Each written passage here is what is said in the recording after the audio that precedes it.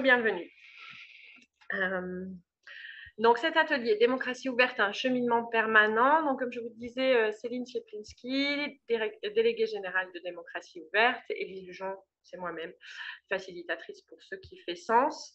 Nous avons pris un peu de retard sur la plénière, alors on va essayer de le rattraper. En même temps, on a beaucoup de contenu. Enfin, disons que Démocratie ouverte est une grosse structure qui relève plein de défis. Donc, on va avoir dans cet atelier un temps d'inclusion, un temps de présentation par Céline de son asso, de ses actions. On ne pourra pas forcément rentrer dans le détail des actions, par contre, on vous a mis plein de liens. Et ensuite, le cheminement propre à Démocratie ouverte quant à sa gouvernance. On aura, suite à ça, en fait, j'ai décidé de structurer un peu les temps d'intervention pour permettre aussi de conscientiser nos manières de penser individuelles et collectives, c'est-à-dire que la gouvernance partagée, c'est une chose, mais du coup, en présupposé, c'est bien souvent de conscientiser nos manières de fonctionner et d'adopter certains outils d'intelligence collective.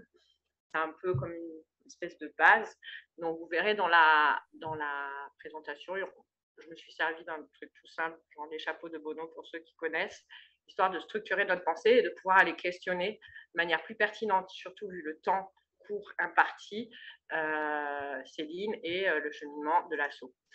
Je débloque notre board et je vous ferai des partages d'écran. Alors, je ne suis pas vidéaste, on enregistre. Donc, à des moments, je ferai du partage d'écran. Ce sera essentiellement à des visées esthétiques vidéo pour le replay. Sinon, on va se concentrer essentiellement sur le board. Pour que vous puissiez y avoir accès, je ne vais pas faire, hormis maintenant, je vais vous faire un partage d'écran du board. Mais ensuite, on sortira du partage d'écran pour que vous puissiez aller sur. Donc, voici où nous sommes. Élise, ça grésille chez toi? Ça grésille chez moi. Ah, ça va mieux.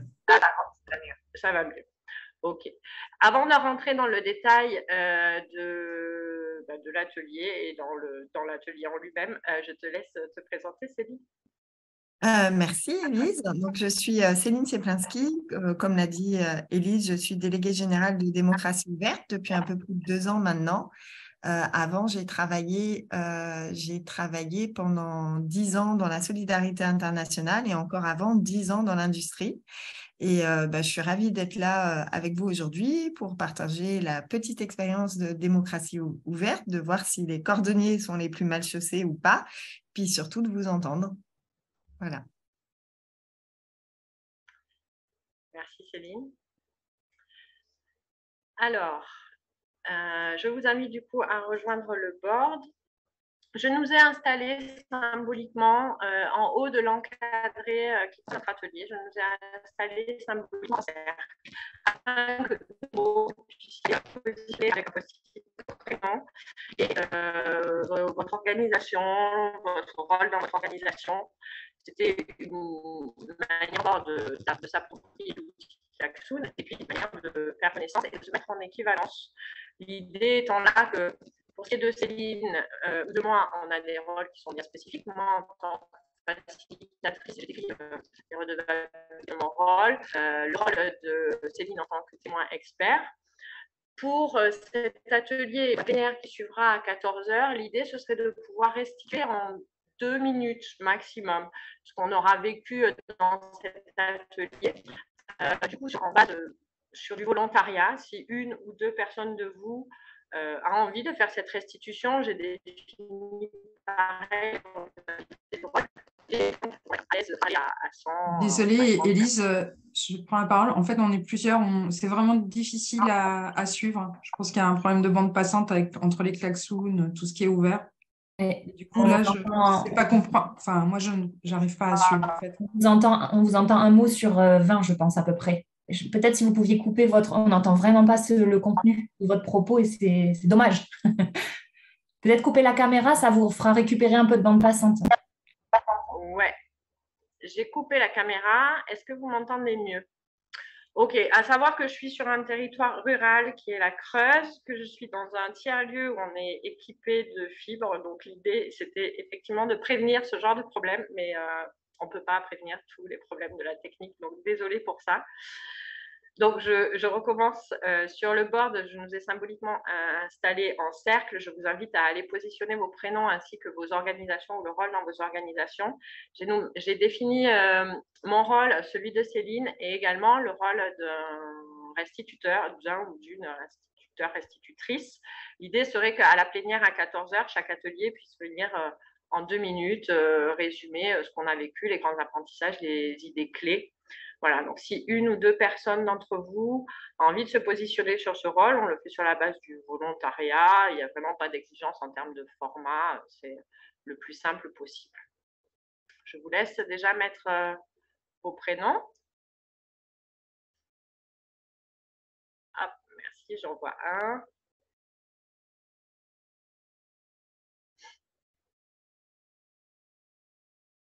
Je crois que vous êtes deux Julia, ou je me suis trompée, il y avait 2 fois le post-it sur le... Je regarde.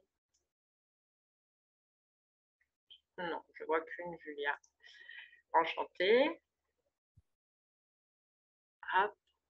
Alors, Marine, enchantée, bienvenue. Capucine, Coralie, Samir, Fred, Florine, Julia, Isabelle, je grossis un peu ton post-it, il est un peu plus petit que les autres.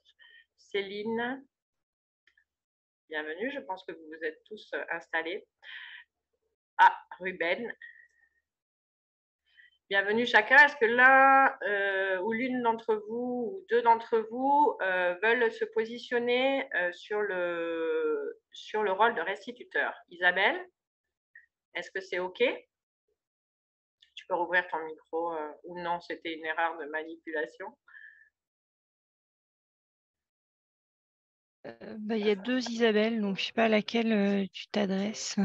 Ah oui, c'est vrai. Isabelle J. Non, je croyais qu'elle s'était positionnée dessus, mais tu viens de te... Je ne sais pas si c'est toi qui parles. Excusez-moi, je jongle entre les 2 écrans.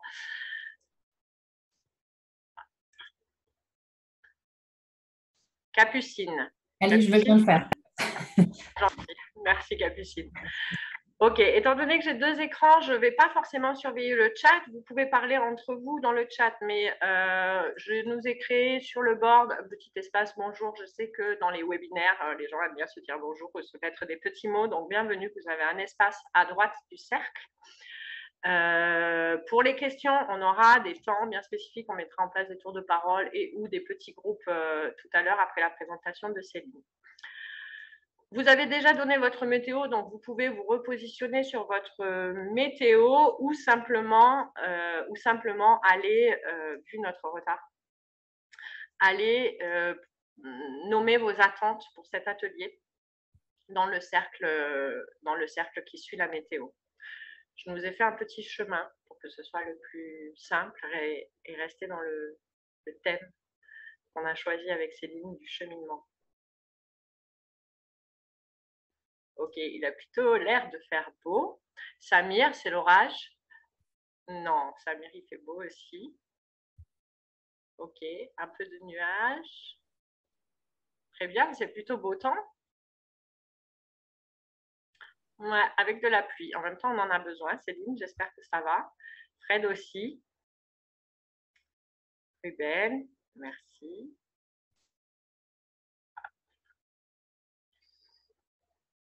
Je vous invite du coup à nommer vos attentes.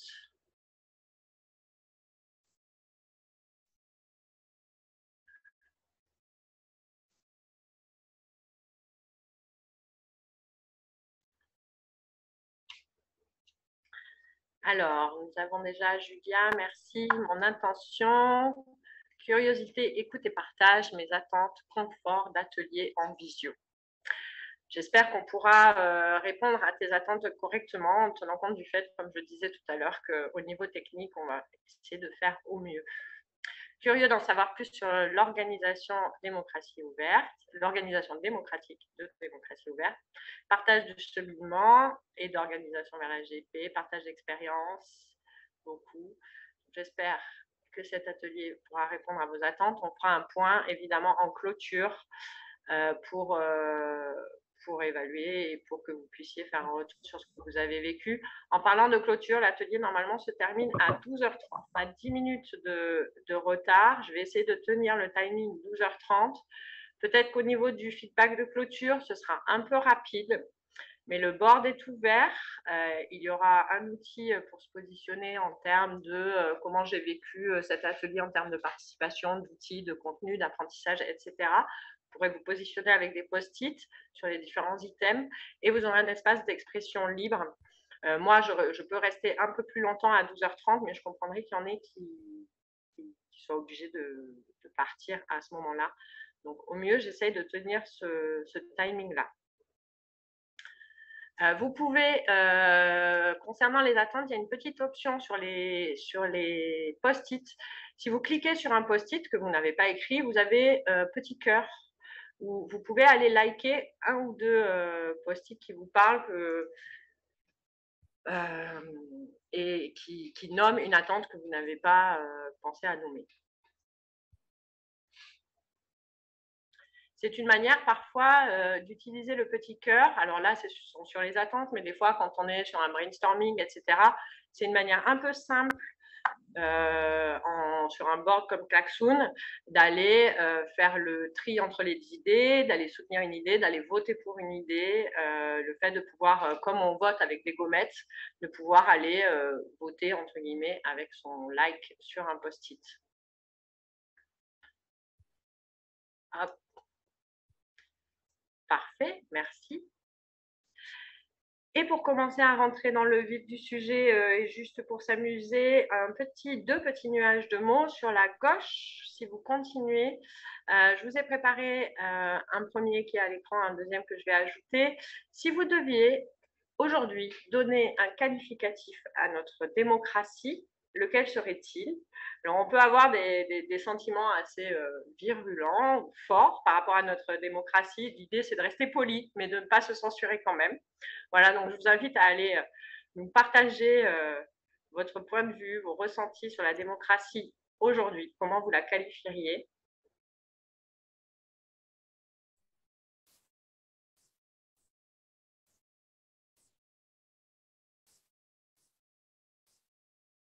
Oh. Ah, là, j'ai quelque chose qui a complètement disparu, par contre. Non, celle-là, c'est celui de demain. Ok, je vais reposer. Il y a quelqu'un qui a dû cliquer au mauvais endroit.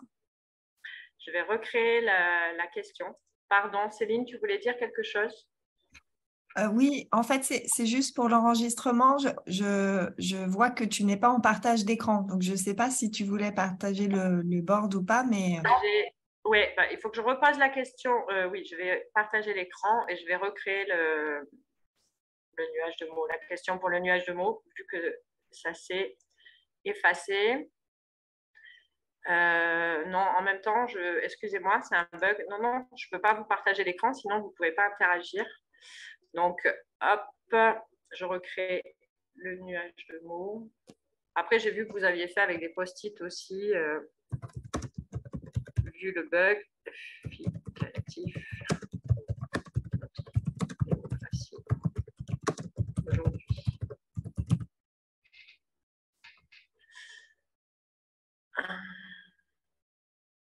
Ok, donc j'ai recréé le nuage, la question du nuage de mots.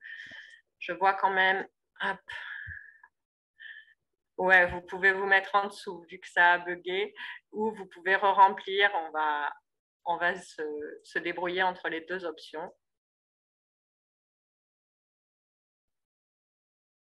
Alors, on a bancale, inexistante, pas une démocratie, mais une aristocratie élective, éloignée, en crise, usurpée, inexistante, des mots quoi, déresponsabilisante, représentative, fatiguée, malade. Hop, il faut que je grossisse un peu, manipulée, injuste, libérale.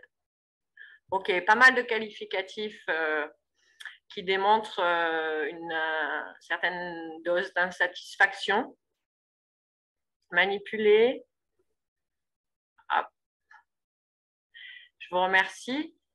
Alors, une petite volée. Petite particularité pour les nuages de mots, là, ce n'est pas le cas, mais dans un post-it, par exemple, c'était une phrase. Alors, un nuage de mots avec une phrase, ça ne marche pas trop. Si c'est 2-3 mots que vous voulez voir associés, il faut mettre des tirets, en fait. Non démocratique, par exemple, il y a un tiret, du coup, on voit bien que c'est la même idée. Sinon, ça va faire non d'un côté, démocratique de l'autre. Hop.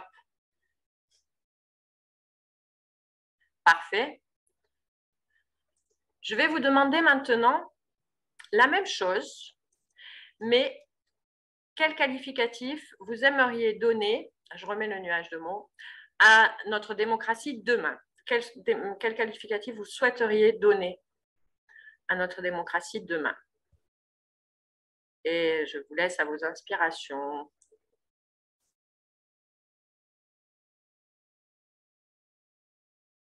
Juste, réel, représentative, peuple, pluriel, participative, équilibrée, peuple, participative, représentative et équitable, diversifiée, délibérative.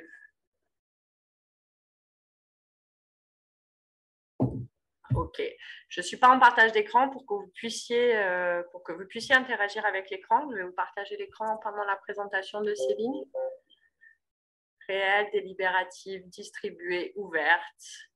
Merci, ça nous permet de faire une belle transition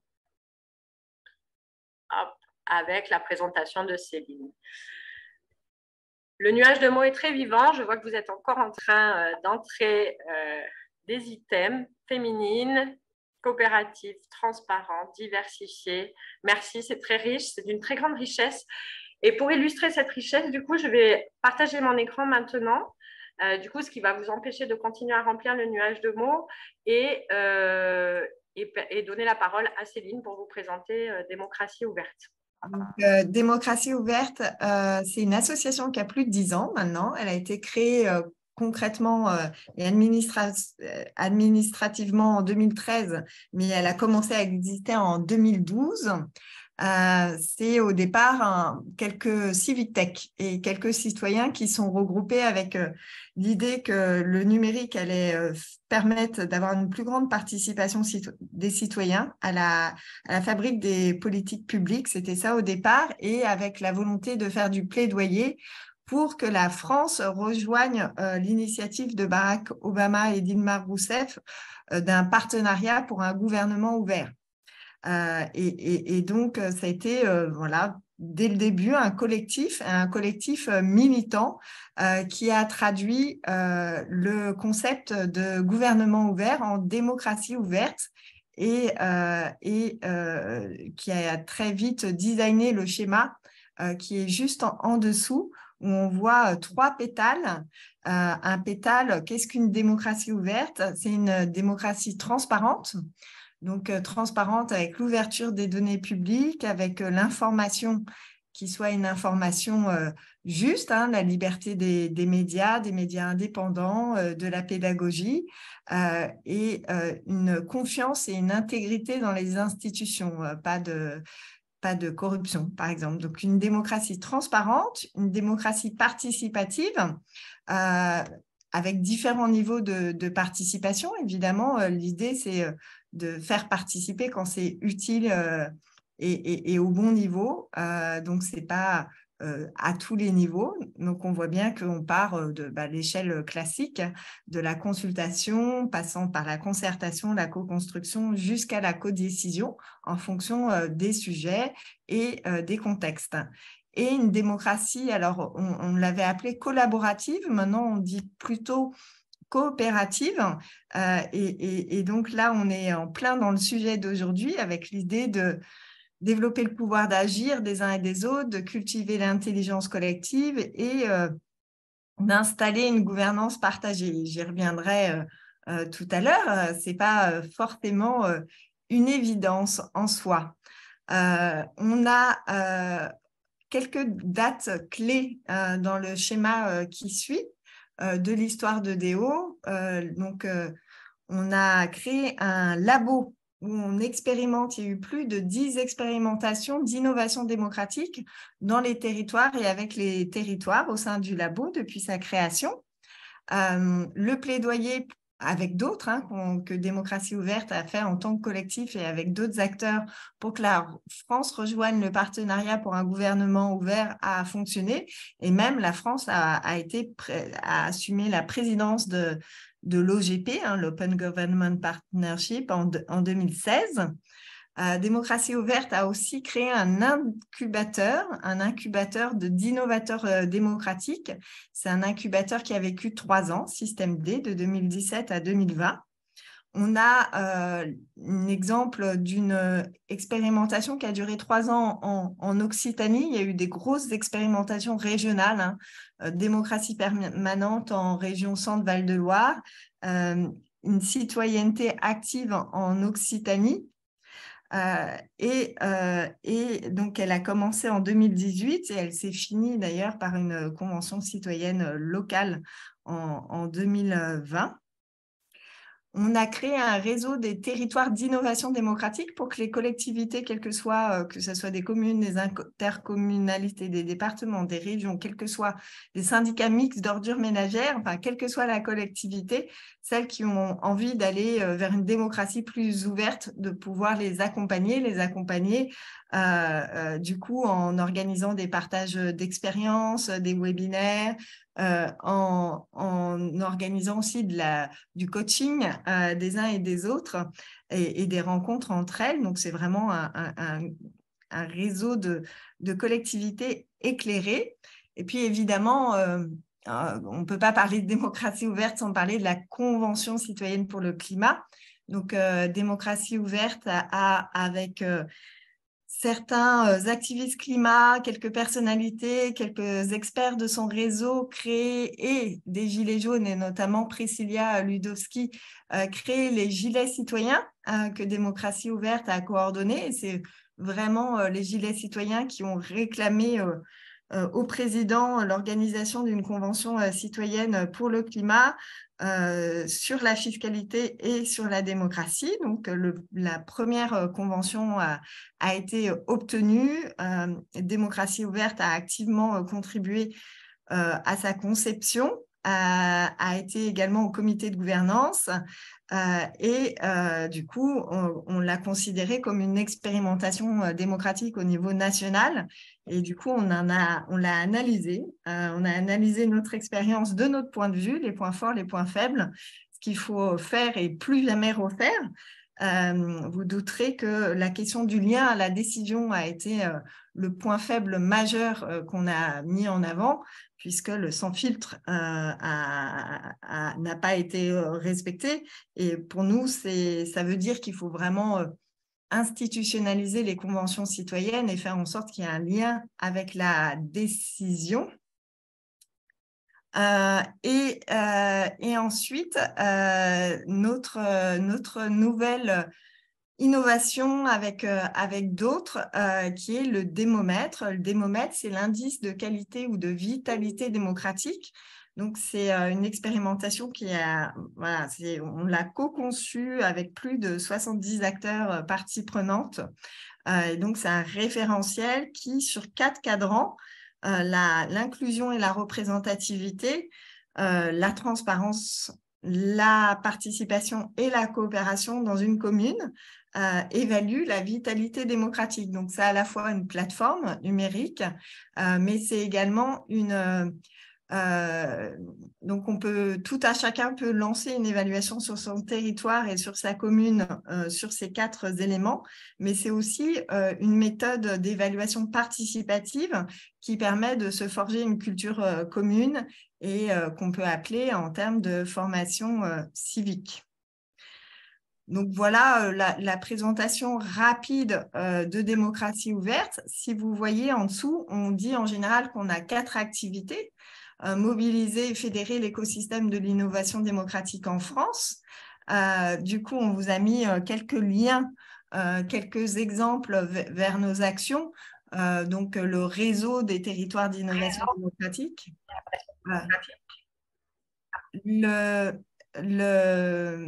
Les innovateurs démocratiques, du coup, on a un rapport annuel de l'innovation démocratique. Le premier est sorti l'année dernière et comme c'était une année électorale, c'est vraiment sur la question des élections qu'il a été fait. Et puis, sur les citoyens et les communautés de citoyens qu'on anime, on peut vous montrer les apéritifs, notamment les démocraties happy hour, que l'on propose pour les citoyens. En termes d'expérimentation, vous voyez les liens vers notre labo et un exemple d'expérimentation à Annecy sur le schéma de gouvernance, justement, et faire en sorte que la fabrique de la décision publique ne soit pas opaque et qu'on voit clairement dans les politiques publiques où interviennent les citoyens. Donc, un schéma de gouvernance ouverte. On voit de nouveau le rapport d'innovation démocratique, le RAID, avec l'ensemble des acteurs du système, et quelque chose qui est très important, qui est l'espace ressources. C'est quand on fait des expérimentations, on évalue, on documente, et on met à disposition de tout le monde, dans les communs, dans l'espace ressources. Donc ça, c'est vraiment un lien que je vous encourage à aller chercher dedans. Alors, ce n'est pas toujours hyper simple aujourd'hui de s'y retrouver. Donc, on a une nouvelle version qui va sortir dans un mois pour que ça soit vraiment plus facile de se repérer. Sur la question de l'évaluation et de l'amélioration de la qualité démocratique, on a donc évidemment tout ce qui concerne le démomètre. Donc, plusieurs liens et notamment le séminaire qui a lieu la semaine prochaine avec la Société française d'évaluation OCSE sur l'évaluation de la démocratie locale. Et enfin, l'histoire de Déo a commencé par un plaidoyer pour un partenariat pour un gouvernement ouvert. Déo a eu un rôle important dans l'obtention de la Convention citoyenne pour le climat. Ce qui est clair, c'est qu'on en a tiré des enseignements. Donc, il y a le partage vers le résumé exécutif du rapport, parce qu'il y a un gros rapport complet sur ce qu'on en a tiré. Là, il y a un résumé qui met les points clés, les 10 principaux enseignements.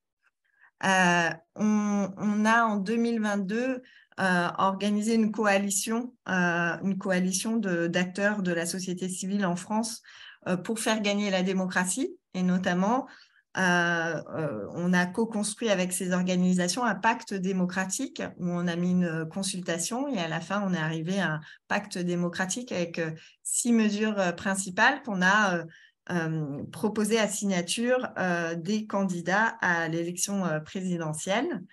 Vous avez aussi du coup le lien vers des débats du renouveau démocratique. C'est un événement qui a eu lieu fin octobre à l'Assemblée nationale, transpartisan, avec vraiment donc l'ensemble de l'échiquier politique. C'est important de dire que démocratie ouverte n'est pas partisane et que du coup, on s'assure de pouvoir être en dialogue avec l'ensemble de l'échiquier politique.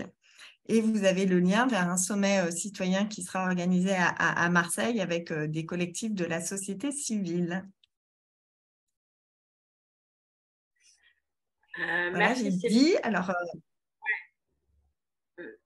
merci. Et en fait, on a quasiment rattrapé notre retard. Je te propose et je vous propose, on avait prévu potentiellement de faire un premier temps de questions-réponses et qu'on enchaîne avec le cheminement de démocratie ouverte autour de sa gouvernance. Et comme ça, on a un temps plus long de questions-réponses après parce que sinon, on ne tiendra jamais le timing. Donc, la petite marge de manœuvre, elle est juste là. On est à 3 minutes près dans les temps, donc c'est super.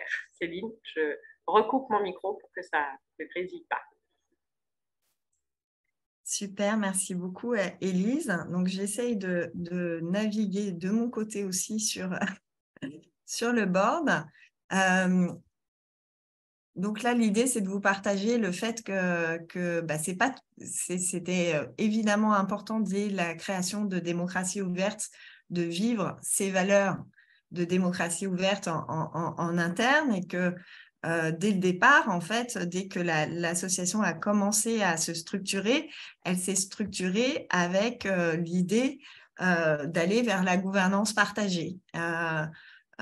Du coup, vous avez le lien là vers un document d'archives de notre organisation par cercle entre 2016 et 2018. Sachant qu'à l'époque, il n'y avait pas vraiment de salariés, enfin, il y en avait très peu, 2, je crois. Et du coup, c'était vraiment une organisation, vraiment, on va le dire, qui était naissante et qui cheminait vers la gouvernance partagée. Le fait qu'il y ait des salariés qui soient embauchés, une équipe permanente qui se structure, la croissance de l'association fait qu'il y a eu nécessité de faire évoluer la gouvernance pour un deuxième cycle, qui est un cycle 2018-2020, où là, il y avait pas mal de salariés, donc il fallait aussi faire fonctionner dans les cercles les bénévoles et les salariés. Il y a eu la décision aussi de passer à une coprésidence. Démocratie ouverte à 3 coprésidents ou coprésidentes. Et il a, dans ce fonctionnement qui a eu lieu entre 2018 et 2020, l'organe de coordination, de décision principale, mais il y avait beaucoup de subsidiarité dans les cercles, hein, mais l'organe de coordination et de pilotage, c'était le cercle des engagés. Et le cercle des engagés, c'était vraiment un cercle avec uniquement les volontaires qui ont rempli le questionnaire et qui donc doit avoir les volontaires, mais un engagement opérationnel quelque part, avec toujours la gestion de décision par consentement. Et donc, en général, quand il y avait des absents, il y avait un vote sur l'Oumio après décision en cercle désengagé. Alors, au début, ça a été très enthousiasmant. Vraiment, ça a très bien fonctionné. Et puis, petit à petit, le cercle désengagé s'est restreint. Il y avait de moins en moins de personnes qui venaient aux réunions. Et puis, même après, petit à petit, parmi ceux qui venaient aux réunions, il y en avait de moins en moins qui avaient un réel engagement. Pourquoi ? C'est parce qu'ils avaient le sentiment, finalement, d'être, de pas être utiles. La structure avait vraiment grossi en termes de nombre de salariés. Ils avaient vraiment l'impression que les salariés, ils décidaient tous tout seuls, en autonomie. Et donc, ça a commencé à poser des problèmes. Donc, c'est ça. Et puis, donc, c'est ça qui a fait la désaffection un peu du cercle des engagés, qui a commencé à se désengager, en fait. C'est désengager en deux manières de le dire, en un mot ou en 2 mots. Et il y a une volonté de l'équipe, du coup, et notamment des coprésidents et de l'équipe permanente, de vraiment mieux associer participation et responsabilisation. C'est vrai que c'est 2 choses très clés dans la gouvernance partagée, c'est qu'il y a un équilibre à avoir entre l'horizontalité et la verticalité. La verticalité, c'est aussi d'assumer son rôle, d'assumer les décisions jusqu'au bout. Et donc, il y a un nouveau schéma de gouvernance qui a commencé à être dessiné par l'équipe donc permanente et les coprésidents en 2020. Sauf que pour la petite histoire dans la grande histoire, Démocratie ouverte a failli mourir en 2020, mi-2020. Parce que finalement, la Convention citoyenne pour le climat a vraiment pompé toutes les énergies bénévole. Enfin, c'était un travail bénévole, mais qui demandait beaucoup de travail, donc beaucoup de travail et pas de financement associé. L'incubateur était terminé, donc l'incubateur système D de 2017 à 2019 qui était financé. Du coup, en 2020, il n'y avait plus de financement par rapport venant de l'incubateur. Et par ailleurs, il y a eu le Covid, ce qui fait que les collectivités ont gelé leurs expérimentations. Il y avait Covid plus élections municipales, donc gel des expérimentations. Et il y a eu des difficultés au sein des Halles civiques, qui était une association d'une trentaine d'acteurs, dont Démocratie ouverte, et qui a été à liquidation judiciaire. Donc, mi-2020, l'association Démocratie ouverte a failli mourir. Et finalement, c'est fin 2020. Il y a un écho. Je ne sais pas qui a le micro ouvert. Mais donc, c'est fin 2020 que l'association a voulu se redéployer et avec, comme d'habitude, une immense ambition. L'ambition de changer les règles du jeu pour plus et mieux de démocratie. Et donc là, peut-être, je vais vous mettre sur le schéma actuel de gouvernance, qui est le schéma global de gouvernance qui est en cours. Là, on est en 2023 et qui est peut-être aussi, qui est peut-être aussi à une phase d'ajustement. On va voir ça ensemble. Donc, le schéma actuel de gouvernance, donc, où nous avons une assemblée générale. L'assemblée générale est composée de l'ensemble des cotisants, des adhérents vraiment à l'association Démocratie ouverte, donc qui cotisent, et également de quelques membres d'honneur.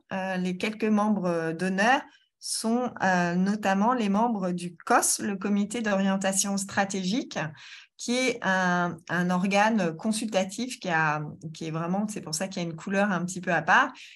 Il n'a pas de rôle décisionnel, il est juste là pour conseiller les coprésidents dans les orientations stratégiques.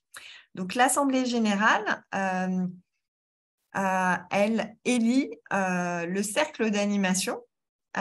Et c'est une sorte d'élection un petit peu hybride parce que tous les membres, qu'ils soient cotisants ou pas cotisants, sont invités en assemblée générale extraordinaire à faire émerger des candidatures parmi eux, sachant le rôle de membre du cercle d'animation. Donc, il y a un peu un démarrage d'une élection sans candidat, mais qui ne va pas jusqu'au bout, parce que donc il y a cette séquence d'émergence de noms.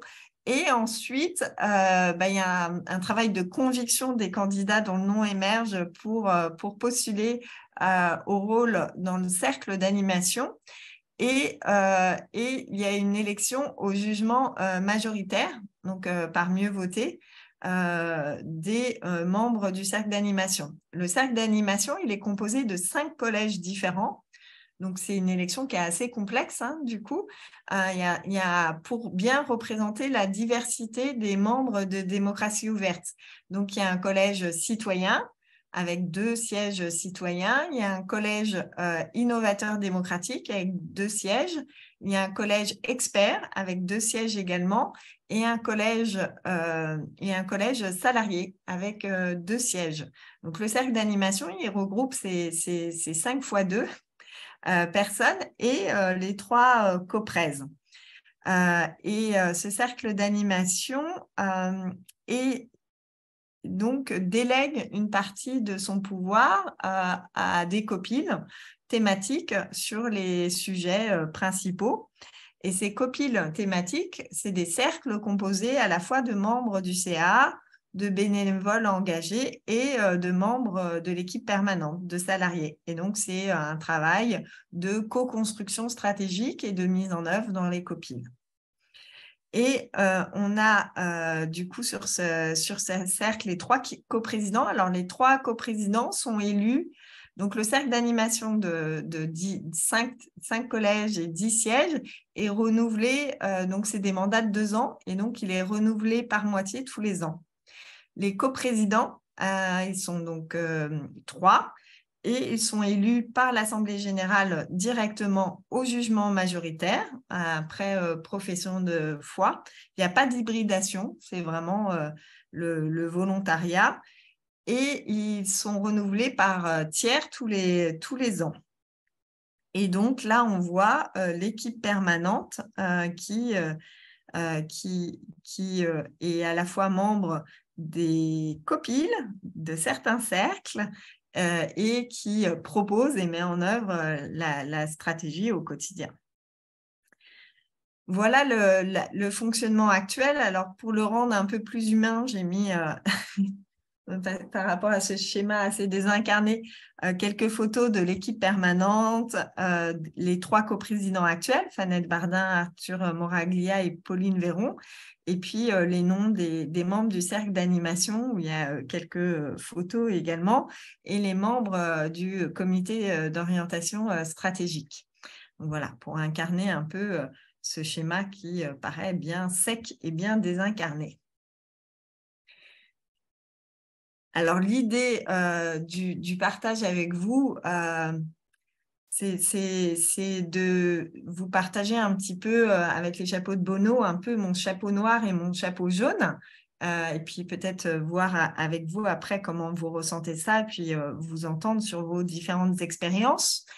Mais moi, ce que je peux constater sur le cheminement de démocratie ouverte, déjà, dans le temps, c'est que, évidemment, il y a une vraie volonté d'être en cohérence avec les valeurs portées et donc les valeurs de gouvernance ouverte plutôt que de gouvernance partagée. Donc, une gouvernance qui soit démocratique, une gouvernance qui soit transparente, qui soit participative et coopérative. Donc, ça, c'est vraiment une vraie volonté dans l'intention et qui se met en œuvre vraiment dans les actes.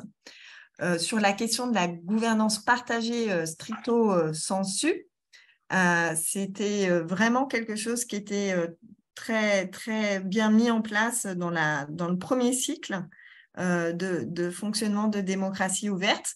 Aujourd'hui, dans le fonctionnement de gouvernance actuelle, je ne dirais pas qu'on est en gouvernance partagée parce que ce n'était pas le besoin de la structure qui était en reconstruction après avoir failli mourir.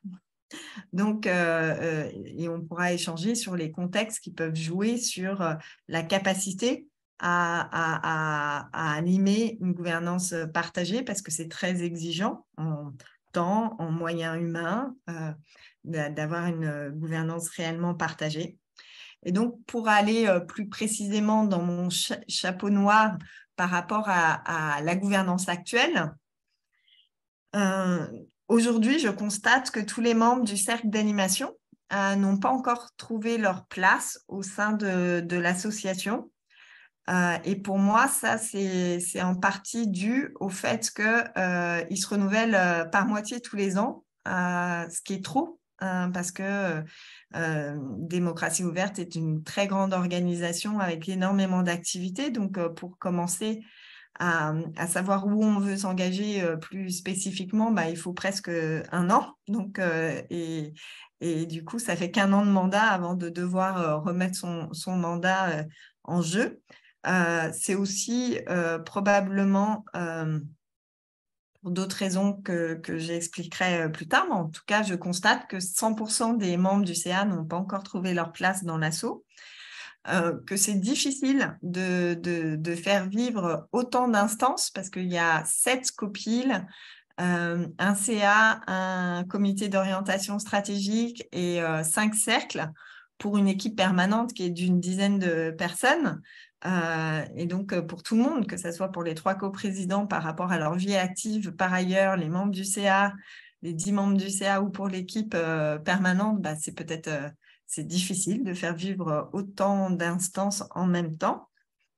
Et puis, je partagerai le fait que dans les COPIL, donc qui sont ces cercles hybrides où il y a à la fois des membres OCA, des bénévoles engagés et des membres de l'équipe permanente, il y a une relation d'équivalence. On prend les décisions au consentement, mais c'est difficile parce que c'est difficile de maintenir l'équivalence de l'information quand il y a des salariés qui passent 100% de leur temps sur les sujets comme les sujets de plaidoyer ou les sujets de démomètre ou les sujets de développement, de garder un bon niveau d'information qui permet vraiment d'exercer l'équivalence au pouvoir, c'est pas facile. Mon chapeau jaune, notre cercle d'animation, qui est l'équivalent d'un conseil d'administration, hein, il est vraiment représentatif de la diversité des membres avec ses 5 collèges. Il est issu de cette hybridation élective d'élections sans candidat et de vote au jugement majoritaire qui lui donne une vraie légitimité, qui a permis aussi d'avoir des personnes qui n'auraient peut-être pas osé postuler si leur nom n'avait pas émergé, mais qui est néanmoins encore pas suffisamment dans la diversité, me semble-t-il. Donc là, je nuance mon chapeau jaune. Nos COPIL décisionnels, les cercles hybrides qui mixent les membres de l'équipe permanente et des membres du CA, c'est vraiment des instances où il y a beaucoup d'émulation, où il y a vraiment une co-construction, et ça, c'est vraiment apprécié de part et d'autre. Et je dirais qu'à tous les niveaux, dans toutes les instances, que ce soit dans les réunions opérationnelles de triage, au cercle d'animation, dans les COPIL, puisque Démocratie ouverte le pratique depuis 2016 minimum, et même s'il y a renouvellement des personnes, des salariés, des équipes, il y a vraiment une pratique très intégrée de la décision par consentement. Donc, on ne prend peut-être pas les meilleures décisions à chaque fois, mais du coup, il y a une facilité, une fluidité à fonctionner en prenant des bonnes décisions qui ne soulèvent pas d'objections. Voilà ce que je peux dire un petit peu de là où on en est, démocratie ouverte dans notre gouvernance. Donc, ce n'est pas parfait. C'est un cheminement permanent. Je pense que c'est le propre aussi d'une gouvernance partagée ou d'une gouvernance démocratique, parce que comme je vous ai dit, moi, je considère qu'on est plus dans une gouvernance ouverte, une gouvernance démocratique, mais qu'on n'est pas stricto sensu aujourd'hui en gouvernance partagée.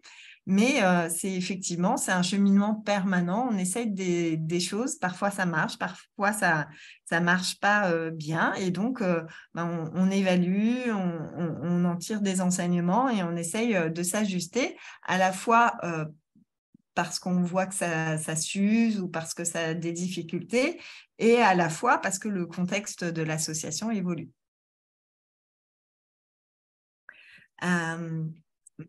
Merci. Céline. Merci. Pour cette témoignage. Je reprends la parole. On a exposé le timing d'un quart d'heure, donc on va modifier un petit peu ce qui était prévu. Je vous propose, et j'ai mis à gauche sur le klaxon, de faire des questions-réponses.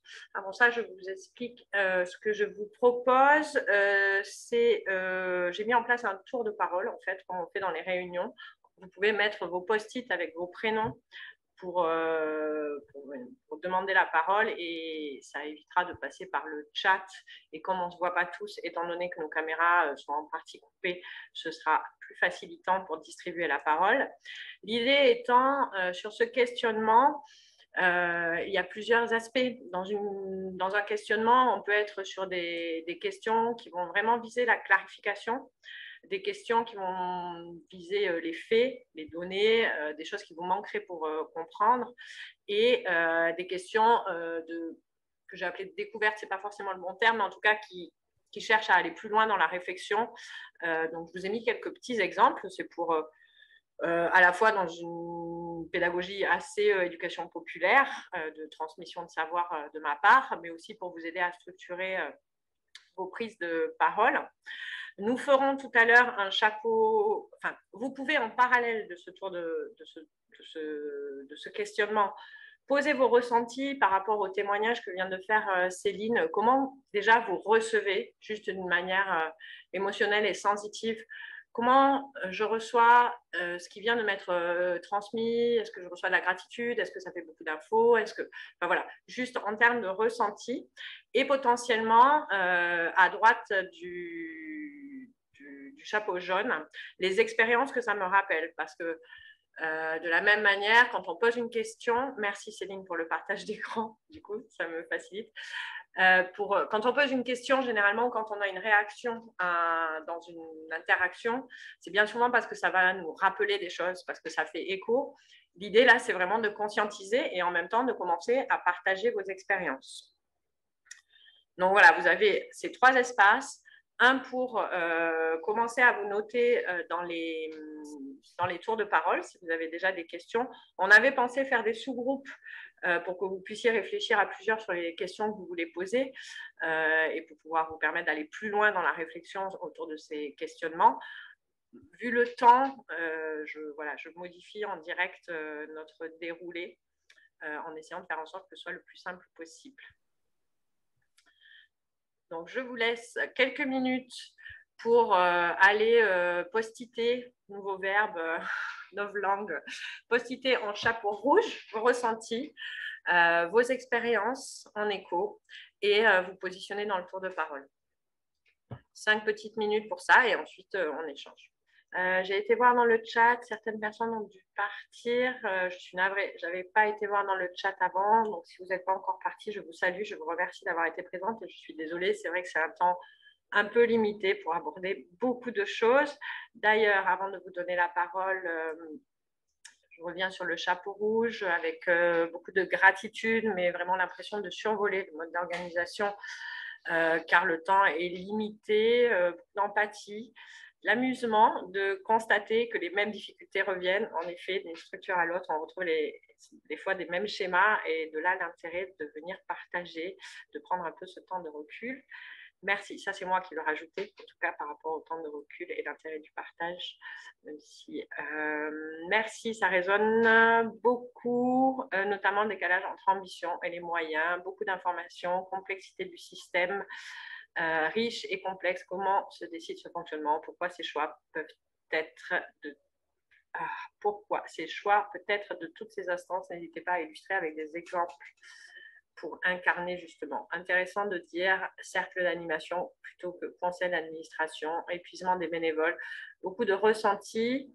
Je n'ai pas encore été voir au niveau des expériences personnelles. Je vous propose que quand vous prenez la parole, 2 se sont inscrits, vous puissiez en une petite phrase nous partager votre expérience personnelle et après on refera un point sur les expériences que vous avez notées en post-it. Pour les prises de parole et les questions, Samir, je me remets la vidéo si tu veux prendre la parole. Oui, merci de me donner la parole.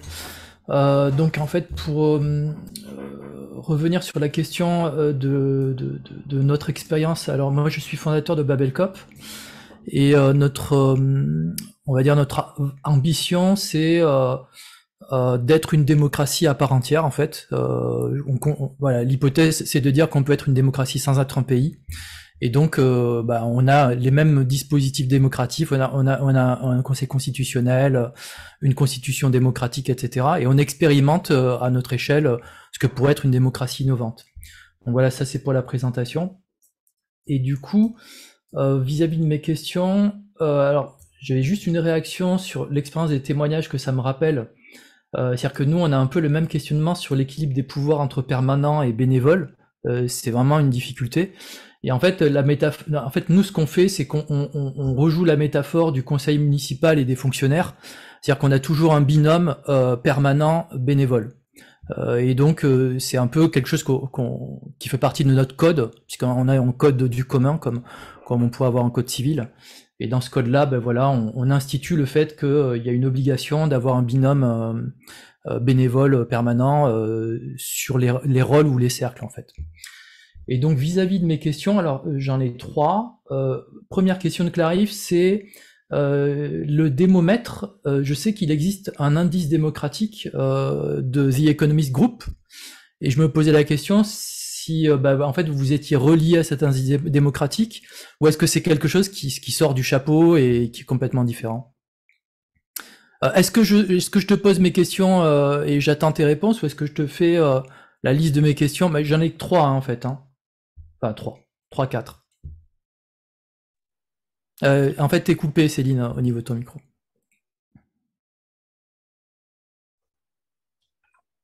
Je pense peut-être, voilà, tu t'es remis, Céline? Ouais. Je disais que je me laissais guider par Élise sur comment on faisait pour la prise des questions, mais je peux répondre rapidement sur cette clarification sur l'indice, le démomètre par rapport à l'indice démocratique de vie économiste. En fait, on a vraiment, au démarrage du projet, fait une cartographie de l'ensemble des indices qui existent en la matière dans le monde entier. Donc, on a une immense cartographie qui sera présentée d'ailleurs au séminaire d'évaluation de la démocratie du 16 mars au CESE. L'indice de vie économiste, c'est un indice de démocratie nationale. Et nous, c'est vraiment conçu pour être un indice de démocratie locale. Et c'est le seul qui comprend ces 4 dimensions-là en même temps, de l'inclusion, la représentativité, la transparence, la participation et la coopération.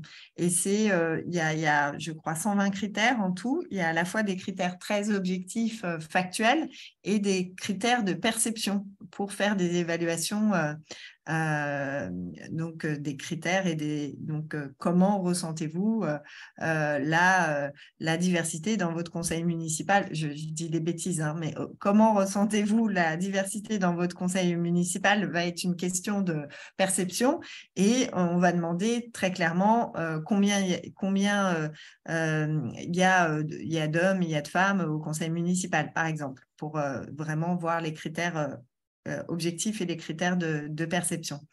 Et donc voilà, donc c'est vraiment 2 indices différents, et le pourquoi et le comment c'est sorti du chapeau, entre guillemets, cet indice. Il y avait 2 raisons. Une raison, c'est que suite à la Convention citoyenne pour le climat notamment, on a vu, nous, à Démocratie Ouverte, vraiment plein d'initiatives partout dans les territoires,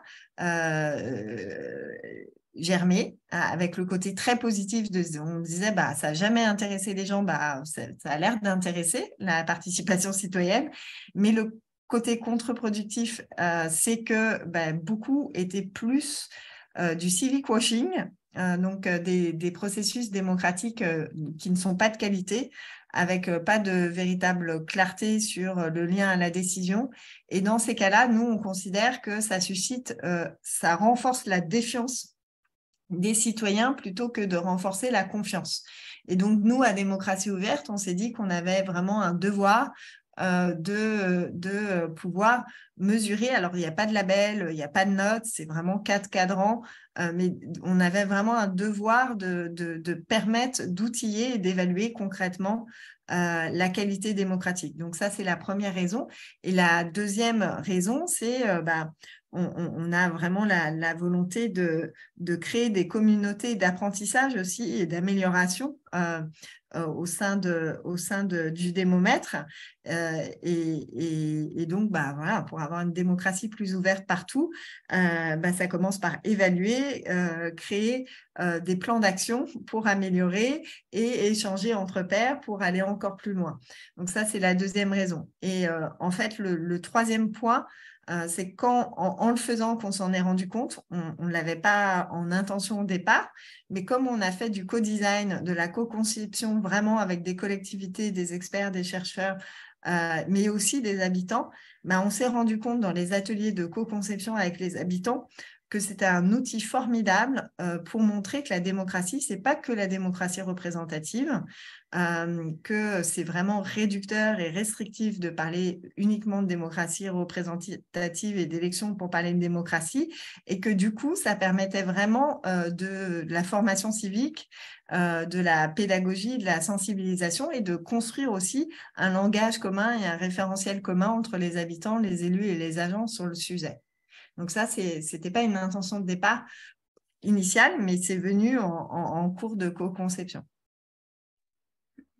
Merci Ok. Céline. Samir, est-ce que Ouais. ça répond?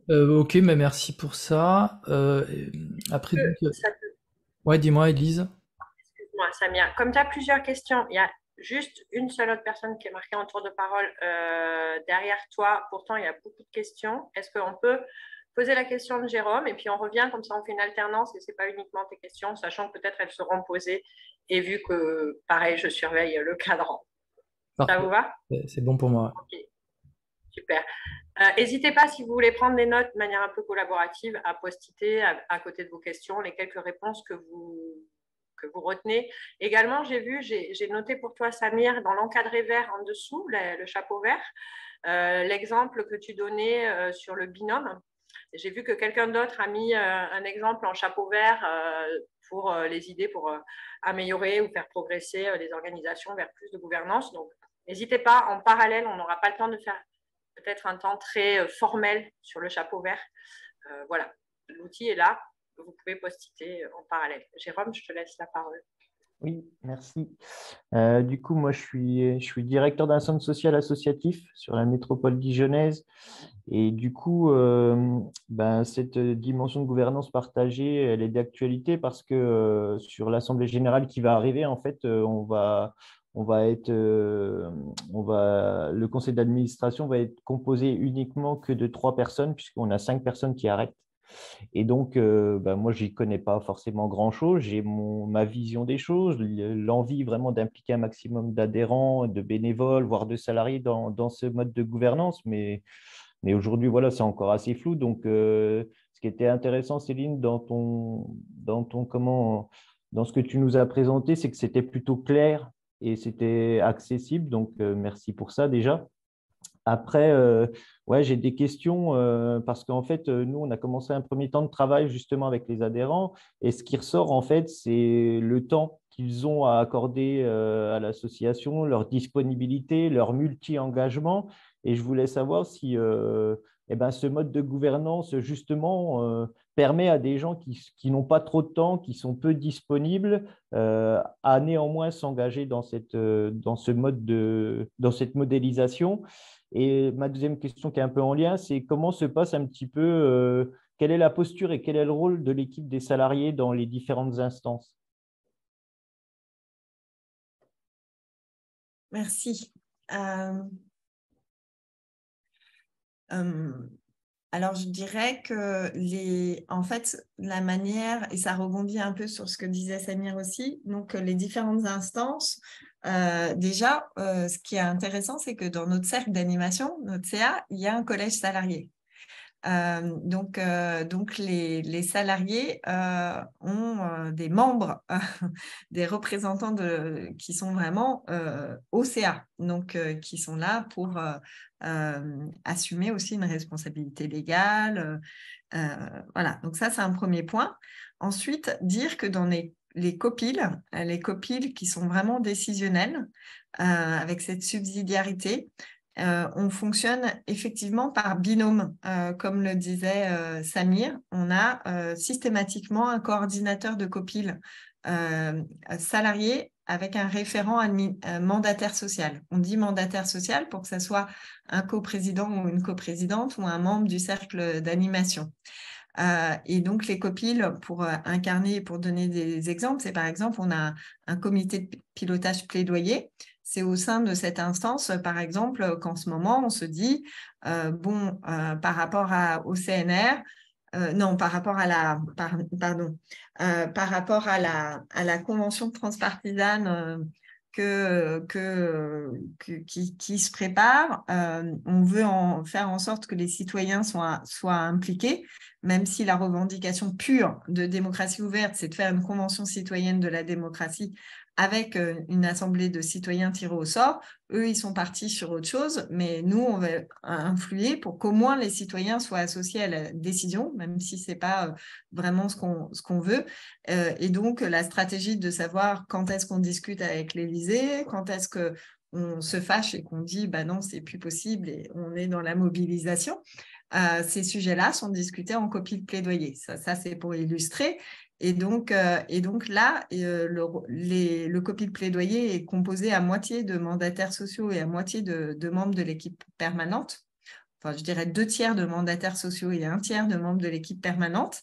Et il y a vraiment un binôme de coordination avec un salarié qui est le responsable plaidoyer et en l'occurrence, là, une coprésidente qui est Fanel Barna. Et donc, c'est eux qui préparent les ordres du jour du COPIL et c'est eux qui font, enfin, c'est le salarié qui fait le compte-rendu et ensuite qui met en œuvre, mais ils préparent vraiment à 2 les ordres du jour.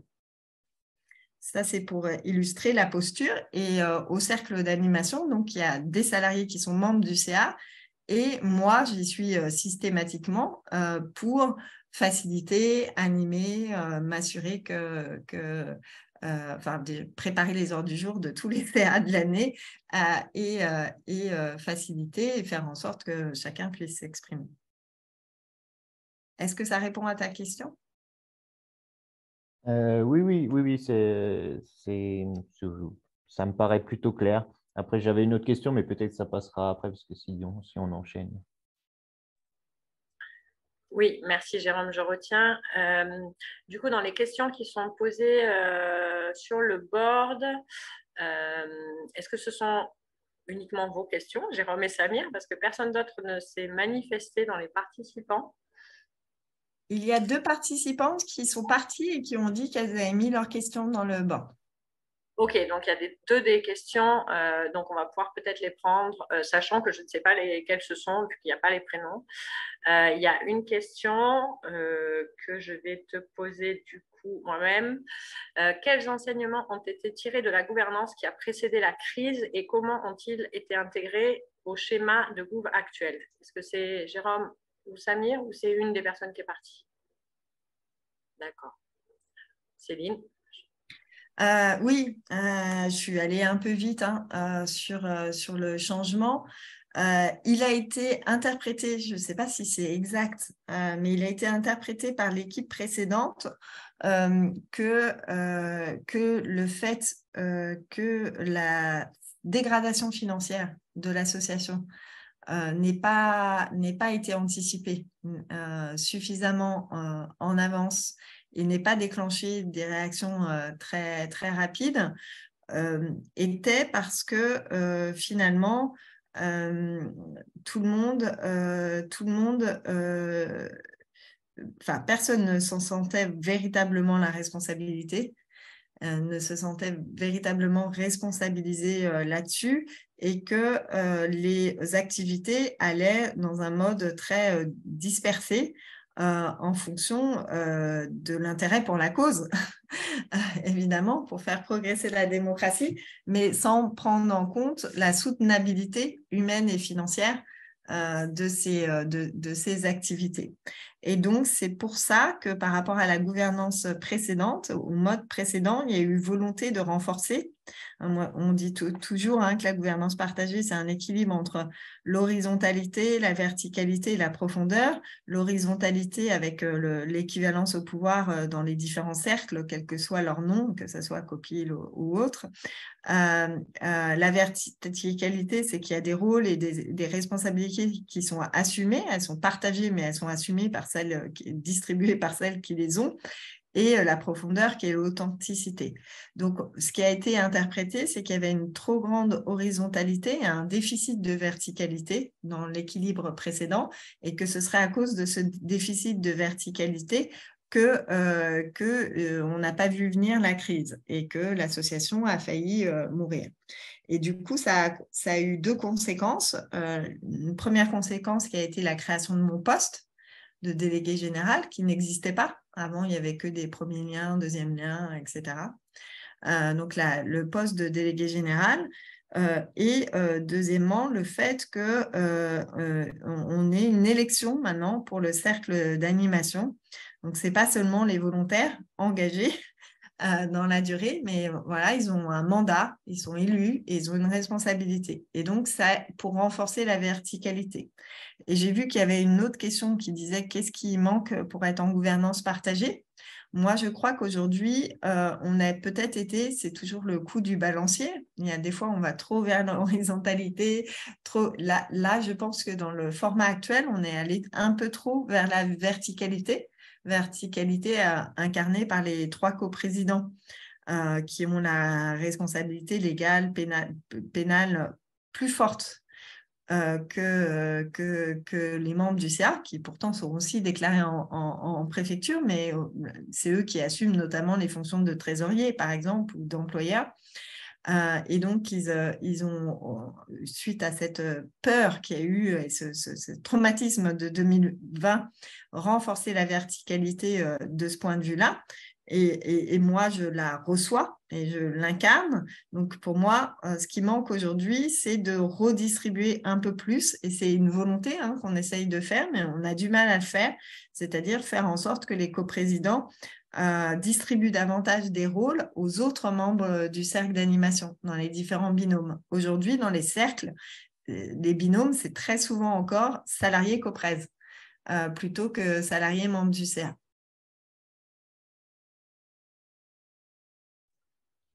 Merci Céline. Je me suis permise de post-iter une partie de ce que tu disais entre le fait d'identifier, de conscientiser les zones d'horizontalité et de verticalité et également de savoir trouver l'équilibre, pouvoir trouver l'équilibre du coup, en chapeau vert. Ça me semble une clé assez importante, sachant que, et ce n'est pas pour rien qu'on a choisi ce terme-là pour le titre de l'atelier, c'est un cheminement permanent, un processus aussi itératif où on va aller expérimenter, réadapter et réexpérimenter, et que c'est une organisation, c'est un système vivant. Nous avons encore 2 questions en post-it. Capucine s'est ajoutée. Du coup, je vais lui donner la parole, si vous permettez, messieurs, avant de revenir sur vos questions suivantes. Je ne sais pas, Capucine, si ta question est dans les post-it, mais tu vas nous le dire. Je te donne la parole. Merci, oui, tout à fait. J'ai oublié de noter mon prénom. Moi, c'était plus une question, du coup, pour d'abord, merci pour toute cette présentation extrêmement dense. C'est vrai que ça fait beaucoup de choses à assimiler, mais l'exercice n'est pas simple. Moi, pour me présenter rapidement, je suis sociologue de formation et ça fait, on va dire, une dizaine d'années que j'exerce. J'ai eu 4 ans sur une structure en autogestion, donc avec une horizontalité aussi en questionnement. Voilà, et puis j'ai eu une expérience en centre social, donc je pense à Jérôme qui parlait de ça, et sur des structures qui se posent la question de passer sur plus d'horizontalité, mais voilà, avec des moyens, c'est toujours la question des moyens, de l'équilibre et des volontés politiques aussi à afficher ou pas, et des jeux parfois de pouvoir aussi qui ne se disent pas. Mais voilà, je vois que Céline hoche la tête. Moi, j'avais juste une question plutôt simple. C'était Céline, comment vous êtes entrée dans cette association? Qu'est-ce qui vous a amené, vous? Qu'est-ce que vous y avez trouvé et pourquoi vous y restez? Ah oui. Alors, moi, je suis à ma 3e partie de carrière, après 10 ans dans l'industrie, 10 ans dans l'humanitaire. Et en fait, moi, j'ai eu un shift en 2015. Je suis issue du monde de la justice sociale et de la solidarité à la base. Et en 2015, j'ai vraiment compris dans l'ONG où j'étais l'interdépendance entre toutes les causes. Et j'ai voulu, quand j'ai quitté mon ONG en 2019, trouver là où je pouvais avoir un impact plus direct sur un changement de modèle. Et du coup, j'ai décidé d'être très modeste et au niveau local, du coup, au niveau de ma commune, de créer une liste citoyenne pour la transition écologique, sociale et démocratique dans ma ville pour que ces idées-là de transition soient présentes dans le débat public de la campagne électorale parce que ce n'était pas du tout prévu au programme, il n'y avait pas du tout de liste qui incarnait ça. de tout parti. Voilà.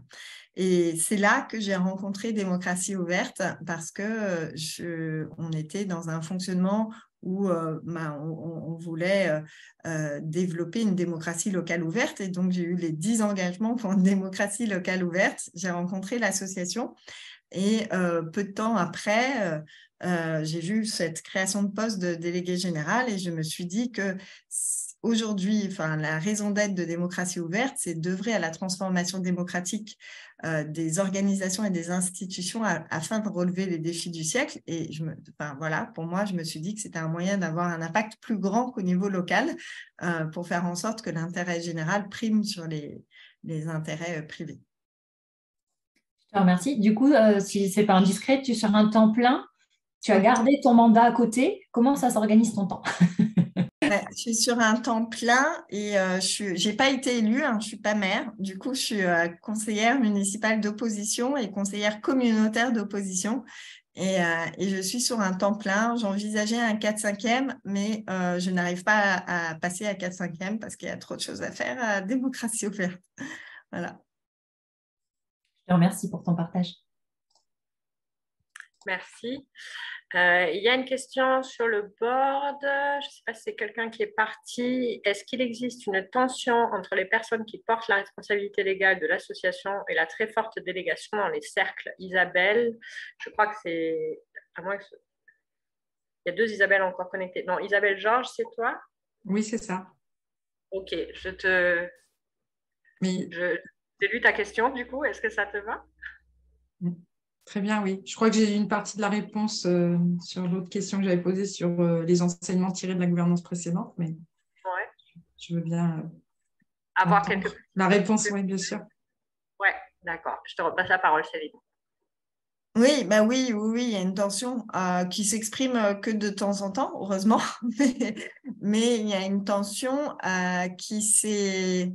Du coup, ce qu'on a institué, c'est qu'il y a un droit de veto des coprésidents sur des sujets de risques financiers ou risques médiatiques forts. C'est notamment donc l'exercice du droit de veto par les coprésidents. C'est arrivé 2 fois là pendant mon mandat et à chaque fois, ça provoque des mini-crises. Des tensions. C'est parce qu'il y a un copil qui a produit quelque chose. Donc là, en l'occurrence, je me souviens donc il y a un cercle. Donc c'était pas un copil en plus, c'était un cercle bénévole qui avait produit une évaluation des programmes des candidats à l'élection présidentielle sur l'axe démocratique. Et du coup, était proposé au COPIL plaidoyer de valider une communication, de valider le travail et la communication associée. Et un des COPRES a considéré que le travail n'était pas abouti et qu'il y avait un risque fort d'être considéré comme partisan et pas apartisan dans le schéma. Donc, il y a eu un veto qui a été prononcé. Et du coup, pour renvoi pour un retravail avant publication. Et effectivement, ça a été un moment de tension parce que ça a été jugé comme vertical. Après, les coprésidents ont expliqué qu'ils engageaient aussi leur propre réputation personnelle, puisque c'est eux et leur mandat, que pour eux, il y avait un risque image fort pour l'association et pour eux à titre personnel. Donc voilà. Merci. Il nous reste vraiment 3-4 minutes pour les questions. Samir, Jérôme, vous avez dit avoir des questions supplémentaires. Alors, vous ne pouvez pas toutes les poser. Samir, je pense que je vais te redonner la parole pour que, comme tu étais le premier sur la liste et qu'il n'y a pas d'autres inscrits. Jérôme, je ne suis pas sûre qu'on ait le temps de pouvoir approfondir. Voilà, ça fait partie des règles du jeu. Avec un timing imposé. Il n'empêche qu'on enchaînera ensuite sur une clôture, une clôture avec l'étoile en dessous et un espace de libre parole. Le board reste ouvert. Ce sera le même cet après-midi. Enfin, je reviendrai après sur la suite. Samir, je te redonne la parole pour ta question supplémentaire. Merci Élise. Alors voilà, ma dernière question, ça serait justement sur les aspects innovation démocratique. Donc voilà, moi je prends connaissance de démocratie ouverte. On se considère comme étant dans une innovation démocratique nous-mêmes dans Babelcop, et du coup je voulais en savoir plus sur qu'est-ce qui était proposé par démocratie ouverte vis-à-vis de comment donner de la visibilité à toutes ces innovations qu'ont fait les uns et les autres dans notre coin. Voilà, dis-moi en plus là-dessus en fait. Oui, alors les innovateurs démocratiques, nous, on les valorise en général déjà en les mettant sur notre site internet, sur la liste des innovateurs démocratiques. Ensuite, en communiquant régulièrement via les réseaux sociaux. On a une animation très forte des réseaux sociaux sur une innovation démocratique ou un innovateur démocratique ou une actualité d'un innovateur démocratique. On considère vraiment que c'est dans notre rôle, dans la visibilité. Il y a également ce rapport annuel de l'innovation démocratique où on recense, il y a un poster central avec l'ensemble des innovateurs démocratiques et sur quels thèmes ils le sont. En plus d'avoir les 10 innovations de l'année avec un certain critère. Et après, donc ça, c'est pour la visibilité. Après, en animation de communauté, nous, on se met vraiment en relation avec eux sur notre plaidoyer pour construire un plaidoyer commun. Et notamment, un des plaidoyers qu'on a, c'est un financement structurel de l'innovation démocratique. Parce qu'on considère que tous les secteurs ont besoin de recherche et développement. La démocratie, aujourd'hui, il y a consensus à droite et à gauche pour dire que la démocratie représentative actuelle, elle est un peu à bout de souffle, qui a besoin de renouveler. Bonjour. Et pourtant, il y a énormément d'argent qui est consacré à la démocratie représentative telle qu'elle est aujourd'hui, et il n'y a aucun pourcentage dédié à la recherche-action, recherche et développement. Il n'y a pas de dispositif comme le crédit impôt recherche, comme il y a dans le privé. Enfin, il n'y a vraiment aucun financement. Donc ça, c'est un des plaidoyers pour le financement structurel de l'innovation démocratique, faire en sorte qu'il y ait une recherche et développement démocratique qui soit financée par le public. C'est quelque chose qu'on fait avec nos innovateurs démocratiques. Et puis, on organise régulièrement des ateliers de co-développement entre innovateurs démocratiques sur une idée où l'un propose son idée et les autres sont là pour un peu le challenger, l'aider à développer. Voilà ce que je dirais sur cette question-là. Merci Céline. J'ai vu que Capucine avait ajouté une question. On avait un tour de parole. Ce serait à Jérôme. Jérôme, je vais te donner la parole pour une question. Capucine, ta question porte sur le nombre de bénévoles et d'adhérents au total chez Démocratie Ouverte. Peut-être que Céline pourra te poster la réponse. Jérôme, une dernière question et ensuite on va aller vers la clôture. Désolée. Merci. Votre question assez pratico-pratique. Comment vous déclarez en préfecture? Qui est déclaré en préfecture? Moi, je fais la liste de l'ensemble en préfecture très concrètement. Je déclare l'ensemble des 3 coprésidents et de tout le CA. Et je mets à un niveau supérieur les 3 coprésidents. Et alors, je ne me souviens plus, parce que là, je ne l'ai pas fait depuis juillet dernier.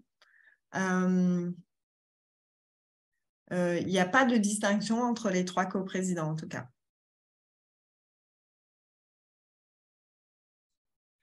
Et ça passe dans ta préfecture? Parce que nous, je sais qu'on était obligé de mettre quelqu'un à la présidence. Il y a des préfectures qui n'acceptent pas les coprésidences. Et du coup, on mettait quelqu'un en présidence en complétant le reste des cases. Tu as la case coprésidence?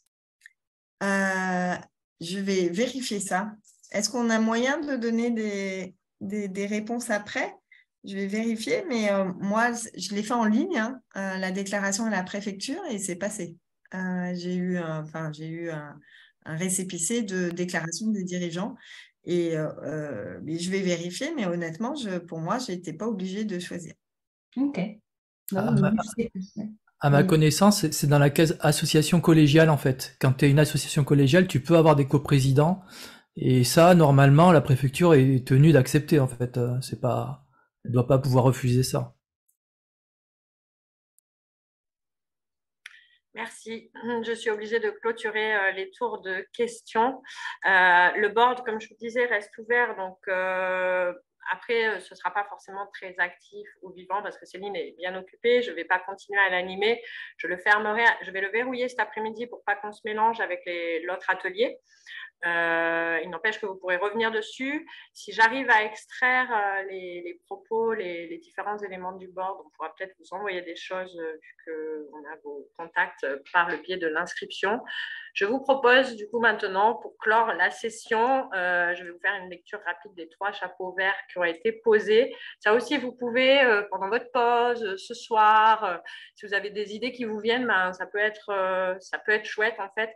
Nous, on a une prochaine, on prévoit déjà une prochaine journée gouvernance partagée en juin. Donc, potentiellement, j'essaie de remettre ma vidéo parce que je parle, ce sera peut-être plus agréable, mais potentiellement, ça peut être aussi des éléments qui pourront nous servir de réflexion. Et puis, entre nous, présents ici à l'atelier, ça peut venir nous inspirer. Pour clôturer cet atelier, en dessous du chapeau vert, je vous propose une petite clôture en étoile pour venir mesurer votre niveau de satisfaction générale, le contenu, l'accueil, les méthodes, les apprentissages et le niveau de participation stricto sensu de cet atelier et un espace d'expression libre. Et ensuite, je vais vous souhaiter à tous bon appétit. Et pour ceux qu'on revoit cet après-midi en plénière, j'espère nombreux d'entre vous à la plénière ou à l'atelier numéro 9 que j'anime avec Juliette Prunery sur l'holacratie. Voilà, donc je vous laisse. Non, d'abord, je vous avais dit que je vous lisais les chapeaux verts. Pardon, je me mélange moi-même. Donc, les chapeaux verts, il y en a 3. Celui que j'avais rajouté sur les propos de Céline, identifier et conscientiser les zones de verticalité, les zones d'horizontalité, trouver l'équilibre. Samir, je l'avais noté pour toi, un exemple de créer des binômes bénévoles permanents sur les rôles et les cercles permettait de ce transfert d'informations et un partage des redevabilités et mieux intégrer la gestion par consentement pour les prises de décision de notre CA. C'était une idée qui a été déposée à cet endroit-là, une contribution. Je vous laisse aller post-iter pour clôturer et puis mettre un petit mot en expression libre si vous le souhaitez. Et voilà, il est 29, on a 2 minutes, 3 minutes pour ceux qui peuvent rester. Et voilà, et après, on va clore la session. Merci en tout cas de votre participation. Désolée pour les éventuels bugs et au plaisir de vous retrouver.